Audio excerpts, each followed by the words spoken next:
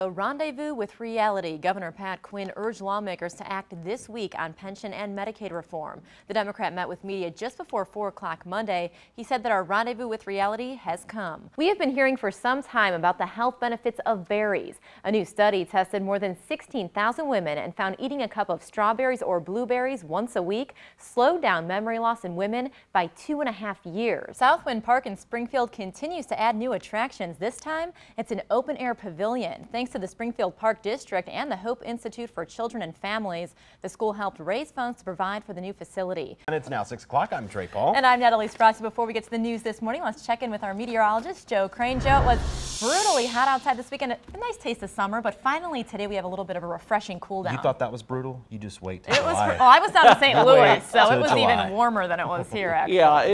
Meals will be served this summer to children 18 years and younger. That's if they attend one of 8 Springfield schools that offers free breakfast and lunch. The meals are funded through the USDA Summer Food Service Program. We're here at the Sangamon Auditorium with Bob Vaughn to talk about an evening with Joe Bonamassa. He is a jazz guitarist. Tell us all about him for those who don't know. A great event for parents, but the littlest ones benefit the most. It's the 3rd annual free car seat inspection and health fair called Spring into Safety. It kicks off at 12:30 tomorrow at the SIU Center for Family Medicine. Welcome back. It's now 5:55. Sleeping on the job, probably not the best idea, right? Imagine calling to report an emergency, though, only to hear snoring on the other end of the phone line. CNN's Jeannie Moe says the story of a 911 call that should keep you awake. At about 7 o'clock this morning, police received a phone call about a dead body in the lot behind me right by that tree. We're told it's a white male in his late 30s, early 40s. They have not identified him yet. At this point, investigators think foul play is a factor. As you can imagine, neighbors are on edge.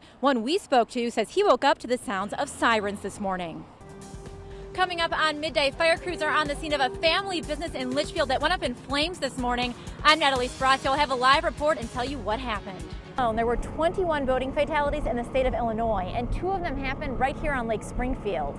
18 of them could have been avoided if people had been wearing life jackets. During the surgery, Dr. Joe sits at this console and manipulates these robotic arms. The yellow styrofoam simulates patient tissue. It grabs your soul and it just takes over your life. 21-year-old Amy Schellebarger of Springfield turned to heroin after she watched her boyfriend get shot at a house party last 4th of July. The traumatic experience left her looking for an escape. It made a lot of the pain go away, not having to deal with it right then, even though it came back later. Amy got the drug from a friend in town and instantly became addicted. Because when you start doing heroin, you have to continue to do it to not be sick and to not go into withdrawal. And as soon as you are sick, the only thing that's on your mind is, how am I going to get high today? How am I going to get money to go get high? Amy says she would go to the most dangerous places in Springfield to get her fix. After 8 months of snorting heroin multiple times a day, she admitted herself into treatment at the Gateway Foundation. I just got tired of being sick and tired. I just didn't want to deal with it anymore. Tiffany Henry, a clinical supervisor at Gateway, says that's the case with heroin addicts she sees. Just the clients coming in, physically, emotionally, so broken down. Don't do it because it does grab your soul, and it's the devil's drug, Once you start, you don't want to stop. Rather than shooting up the dangerous drug, many are now snorting it instead. That's the way Amy got high. Whether it's the stigma of using a needle or being a junkie, some consider it a growing trend. With the injection, they see that as more severe as opposed to snorting. You could have a dirty needle. You don't know. So, with the sniffing, you're not using a needle. They perceive it as less of a risk. Upon entering treatment, counselors focus on drug education, coping strategies, relapse prevention, and treating co-occurring disorders such as mental illness. When heroin addicts seek treatment, they're often prescribed these drugs, Suboxone and naltrexone, which block opiate receptors and assist with withdrawal symptoms. And some clients do choose that route. Some clients haven't. They don't want to choose that route. They see it as another opiate, and they don't want to choose that route. They would rather just detox, go through the withdrawals, on their own, obviously with us monitoring. Amy's been clean since March 28th. She's tapered off Suboxone and feels she'll be ready to head back into the real world in a couple of weeks. It feels a lot better to have a clear mind. It's crazy. I'm actually dreaming again, and I haven't dreamed in a long time. In Springfield, Natalie Sparacio, ABC News Channel 20.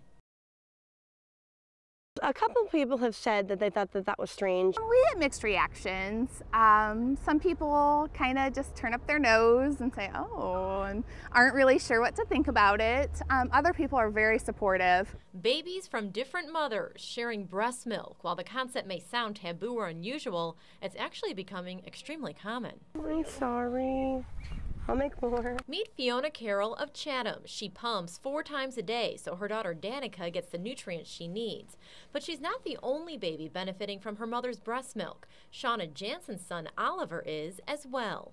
Fiona and Shauna became bosom buddies while meeting during a play date at Washington Park. You never know who you're going to meet and who's going to be a blessing in your life. Who would have thought I went to this play date and I was going to find someone that was going to be able to provide Oliver with the milk he needs. Every mom that wants to be able to feed their baby milk should be able to, and the fact that I can help obviously my baby and help another mom too is just really, really cool, and I'm happy to be able to do it. Lucky that I make enough milk and happy to be able to help somebody else. Ready? Oh, there they go.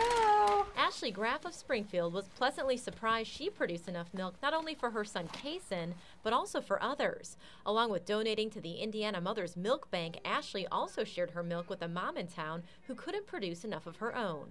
Even I would nurse Kason, and then an hour later I would pump because I knew that that was helping that other little girl get the breast milk that her mommy wanted her to have. Marlene Ray, a lactation consultant at Memorial Medical Center, says breastfeeding can be thought of as a baby's first immunization.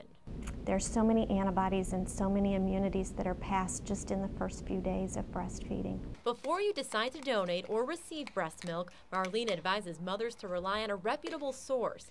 Unsafe milk puts babies at risk for HIV, hepatitis B, and other infectious diseases. I would have to say going through one of the actual agencies that supply donor milk, just so that the check and balance system is in place, that the milk is screened, and that it is okay to give to a baby. The key word being donor. Many women across the country sell their milk for money.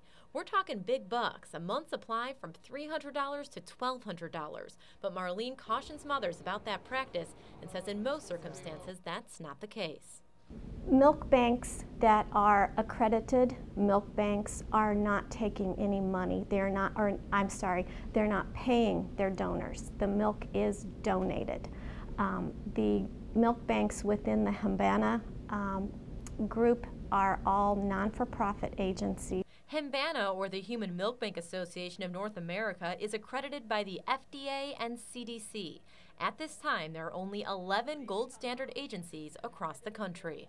Donating breast milk only costs mothers their time. Milk banks pay for all the costs associated with testing, equipment, and shipping. It was an easy process to go through. It was just a little bit of paperwork, a blood test. They send you the coolers to put your frozen breast milk in. You just put your label on the front of it and then put it in dry ice and ship it. Marlene says new mothers who receive milk donations from people like Fiona and Ashley are extremely grateful. There are moms who are blessed with a very, very abundant milk supply, and if they choose to donate that milk, that is absolutely a gift of love, because for some babies that is a life or death circumstance. In Springfield, Natalie Sparacio, ABC News Channel 20. It's a great feeling to know that you're finally coming home. It's been a long time just over there. It's kind of anxious because you don't know how it's going to be to reintegrate, but other than that, it's a good feeling. It wasn't an ordinary day for Deputy Chief Cliff Busher because his son Cody returned home from Afghanistan after serving our country for almost a year. It was different. I mean, we've got 6 kids, and this was the first one that joined the military, first one that went overseas, and it's stressful. I miss you. Kim and Brock Busher are thrilled to have their brother back. I'm very proud big sister. Very proud of him. Well, I've always looked up to him. I've always really wanted to be like him. Along with Cody, 4 other soldiers returned home. It's exciting. I've been up over the last 24 hours because we started the traveling process at 2 a.m. Between training and deployment, Matthew Mickis of Auburn has been gone for more than a year and a half. He's excited to get back to his family routine. What's that? For Chance Cook, who's stationed in Decatur, it means being reunited with his 2-year-old daughter Celeste and his wife. Celeste's t-shirt reads, "My best friend, my loving dad, my hero, Chance." It's tough. It's a sacrifice, not one that comes at an easy price. It puts a lot of stress and hardship on a family, but if you survive that, it just makes you stronger. In Springfield, Natalie Sparacio, ABC News Channel 20.